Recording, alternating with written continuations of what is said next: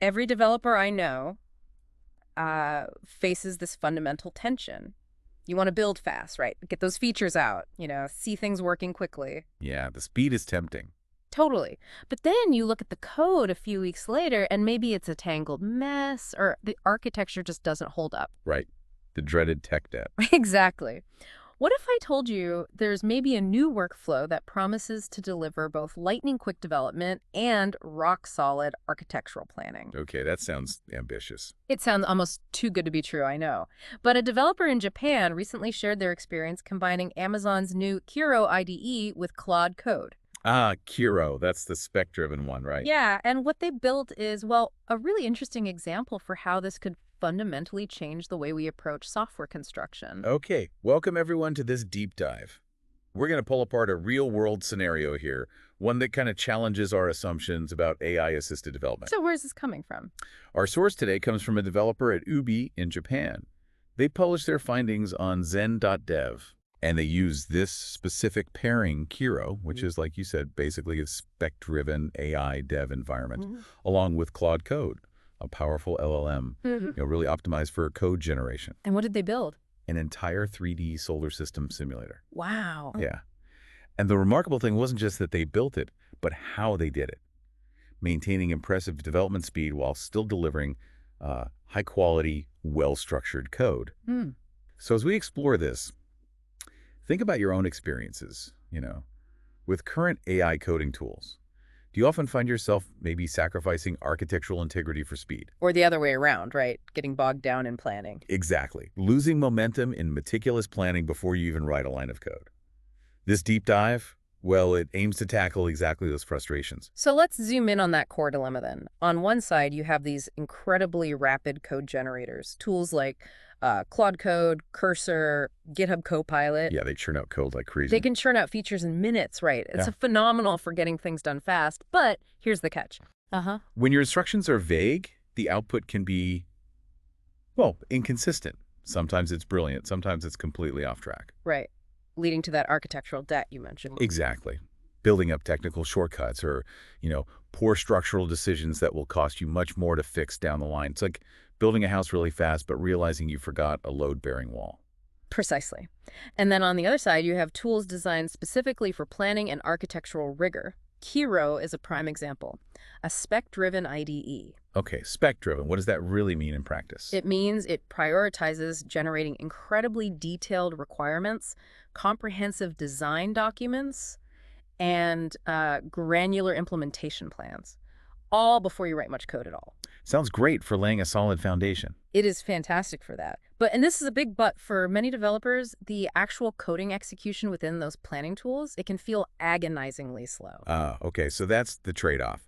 Yeah, I've certainly been there, Building something quickly with an AI, then realizing the underlying structure is, frankly, a nightmare. Or the opposite, like you said. Or conversely, spending days on meticulous planning only to lose all momentum when it's time to actually write the code. So what did the UB team do differently? Well, the UB engineering team realized, and this is, I think, a crucial insight, is what if we don't have to choose? Okay. What if we leverage Kiro for its strength, generating those precise, detailed specifications, and then feed those specs directly to Claude Code for its strength? Rapid, accurate implementation. So use each tool for what it's best at. Exactly. The underlying principle here is that AI code generators, especially these large language models, they perform best with clear, unambiguous instructions. Kiro provides that level of clarity. And Claude Code executes it quickly. Right. Executes with speed. So for your own projects, just imagine having a bulletproof spec document for every AI coding session. How might that change your productivity? That level of detail, especially starting from just a vague idea, sounds incredibly powerful. But, for many people, the real hurdle isn't just planning, it's bridging that gap to actually coding. Doesn't all that upfront planning risk slowing you down? In a world that values agile sprints and quick iteration, did the developer comment on that initial time investment in Kiro? Did it feel faster overall? That's a fair question, yeah. And it speaks to a common concern. What the Ubi developer found was that while the initial planning phase felt thorough, Kiro's AI actually helped generate those specs much, much faster than doing it manually. Oh, interesting. So it compressed the planning time itself. Exactly. So the time investment was there, but it was highly efficient. Let's actually Wow. look at how they put this into action with their 3D solar system simulator. Hmm. This workflow broke down into 3 distinct phases. All right, lay it out for us. How did they turn that vague idea, a 3D solar system simulator, into a concrete plan using Kiro? Okay, so it all started with phase 1, requirements with Kiro. The developer began with a fairly simple, high-level prompt, something like, I want to build a tool that simulates planetary orbits in the solar system. Needs a 3D representation, and users should be able to click on planets to see their info. Pretty standard stuff. Pretty vague, yeah. Right. Yeah. From this concise instruction, Kiro, acting as that intelligent spec engine, generated an incredibly detailed requirements document. How detailed are we talking? We're talking user stories, acceptance criteria, precise technical specifications, the whole 9 yards. To give you a sense of the specificity, it produced requirements like, when user clicks on a planet, then system displays detailed information panel with planet name, diameter, mass, orbital period. Just super granular. Wow. Okay, so that's the kind of detail an AI needs to avoid going off the rails. Precisely. It's translating that casual conversation into a rigorous project brief. That's fascinating. Okay, so Kiro nails down the requirements. What came next in the planning after that was solidified? Once the requirements were locked in, Kiro moved to phase 2, design documentation. Right. It then generated a comprehensive design document. And this wasn't just like high-level architectural ideas. No, it covered crucial decisions like the overall component structure, the recommended tech stack, even strategies for error handling. What kind of tech did it recommend? For instance, Kiro suggested using Next.js with 3.js, which is a pretty powerful combo for this kind of interactive 3D web stuff. Right, makes sense. Along with React context for state management across the app. Yeah. And TypeScript for type safety, which, is crucial for any decent-sized project you want to maintain. Absolutely. It's kind of like having a seasoned senior architect meticulously review your initial idea and then just hand you a complete, ready-to-implement blueprint. That process alone usually takes hours, maybe days of meetings or writing docs. Exactly. Or extensive manual documentation. Kiro did it algorithmically. Okay, so requirements, then design docs. What was the final piece of this upfront planning puzzle? That brings us to phase 3, the implementation plan. Kiro went even further and generated a detailed step-by-step implementation plan. It broke the whole project down into 16 distinct tasks. 16 steps. Wow. Yeah, and each task was incredibly specific. It included references back to the requirements and design docs, along with explicit technical instructions. But here's the pivotal strategic choice. Okay. Instead of asking Kiro to then implement the code, which, as we discussed, Kiro isn't really optimized for speed in that area, That's the slow part. the developer copied this meticulously detailed task list. This was the handoff point. Got it. They then fed that entire list directly into Claude Code. Okay, so that's the bridge. Think about your typical coding session, right? How often do you actually start with that level of pre-baked clarity? Would having such a granular plan up front change your development process? It's a really interesting question to ponder. So they took Kiro's detailed task list, basically gave Claude Code its marching orders. What happened then when Claude Code got instructions like implement according to tasks.md, referencedesign.md, and requirements.md as needed? Well, this is where the strategy really comes into its own. With those exceptionally clear, detailed specs generated by Kiro, Claude Code just took off. Really? Yeah, it was able to implement each feature precisely and rapidly because there was basically no ambiguity. It had a complete roadmap, a clear architectural blueprint, step-by-step instructions. It wasn't guessing, it was executing. Okay, that makes sense. Give it good input, get good output. Exactly. Garbage in, garbage out still applies, but here the input was top-notch. So what were the actual results? What did this 3D solar system simulator look like? The simulator itself was remarkably complete and functional. It had interactive 3D planets, realistic textures, Cool. orbital animations driven by real astronomical data, clickable info panels for each planet, the usual stuff you'd expect. Camera controls. Yep. Intuitive camera controls for 3D navigation, and even controls to adjust the simulation speed. Nice. But what's truly compelling, I think, is how this workflow directly tackles those two persistent problems in AI coding. Yeah. The lack of consistency and that accumulation of architectural debt. Right. The big frustrations. But front-loading the planning with Kiro The implementation phase becomes incredibly predictable and high quality without sacrificing the speed you get from Claude. So it addresses both sides of that dilemma we started with. Pretty much. The developer's own concise comparison really highlights the complementary strengths, they said. Kiro is exceptional for requirements, where Claude Code struggles with vague input. Okay. Kiro excels at creating high-quality architectural designs, and Claude Code, well, it can perfectly follow those existing designs. It does. But when it comes to the actual coding implementation, Kiro is slow, whereas Claude Code is lightning fast. Simple breakdown. Yeah. Now, there was one minor friction point the developer noted. Oh, yeah. What was that? They had to manually copy file paths because Claude Code's @reference feature, its ability to directly reference other files in its context, doesn't currently work with Kiro's .kiro folder structure. Ah, okay. Little manual step. A small step, but apparently easily managed within the overall workflow. So, could you envision adopting a workflow like this for your next major project? What impact might having such, bulletproof specifications have before you even start coding? It's definitely food for thought. And if we connect this to the broader picture, right, this workflow isn't just about Kiro and Claude Code specifically. Yeah. No, I think it represents a more profound shift in how we approach AI-assisted development. It's about understanding the unique strengths and weaknesses of different AI systems and then orchestrating them strategically. Like building a team of specialized AIs. Exactly. We're seeing this pattern emerge across the tech industry. The most successful AI implementations aren't about finding one perfect monolithic AI tool that does everything.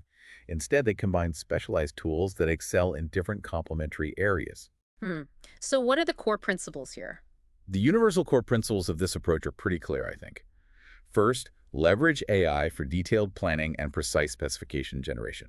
Use something like Kiro for that. Okay, planning first. Second, create clear, comprehensive, and ideally machine-readable documentation from that planning. Got it. Good docs. Third, feed that structured documentation to implementation-focused AI tools like Claude Code. Let the fast coder run with the plan. Right. And critically, fourth, maintain a distinct separation between those planning and execution phases. This isn't just a hack. It's a strategic way to manage complexity. I gotta say, I'm really intrigued by this. It sounds like a fantastic approach, brings much needed structure to the sometimes chaotic world of AI-driven coding. It does seem promising. But my mind immediately goes to the edge cases. What about when Kiro gets it wrong? Or when the initial vague prompt is too vague, beyond Kiro's ability to refine it?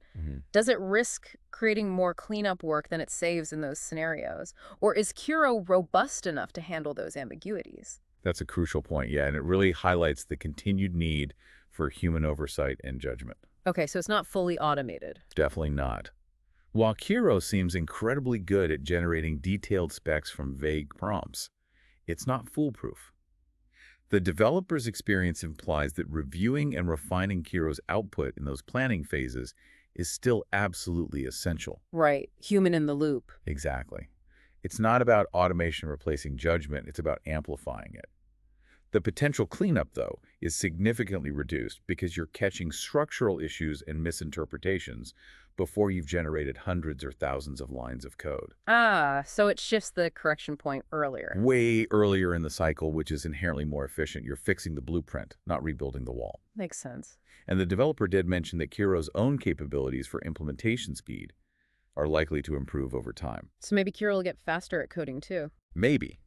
But even if it does, this fundamental separation of concerns, thinking and planning versus rapid execution, I think that still holds immense value. They really are distinct cognitive tasks. That makes perfect sense. It's different mindsets. Okay, so for anyone listening, if you're thinking, hey, I want to try this out, how would you even get started? What are the practical steps? It's actually quite straightforward to experiment with this. First, you'll obviously want to get access to Kiro. You can find it at kiro.dev. Kiro.dev, got it. Start with a relatively clear project idea, even if it's currently a bit vague in your head. That's okay. Okay. Second, engage with Kiro's conversational interface. Use it to incrementally build out those detailed requirements. Don't rush this step. The quality of these initial specifications directly dictates the quality of the code you'll get later. Right, quality in, quality out. Exactly. Third, allow Kiro to generate your design documents and implementation plans. Take your time to review them, refine them, make sure they're truly comprehensive, and actually reflect your vision. Review and refine. Okay. Fourth, this is your critical handoff point. Export or just copy the generated task list in the relevant design documents. That's the info you pass to Claude. Precisely. And finally, step 5. Feed these precise specifications into Claude code. Give it clear instructions to follow the documented plan. Reference the docs you just made. That's a great practical roadmap. Any pro tips or things to watch out for from the developer's experience? Anything they learned the hard way? Absolutely. The developer strongly recommends keeping your Kiro-generated specs incredibly organized. Okay. Organization? Create a clear folder structure. Yeah. Makes referencing your requirements, design docs, task lists much easier later on. Good tip. And a crucial caution. Make sure your task breakdown from Kiro is genuinely detailed enough. So even with the plan, detail still matters. Massively.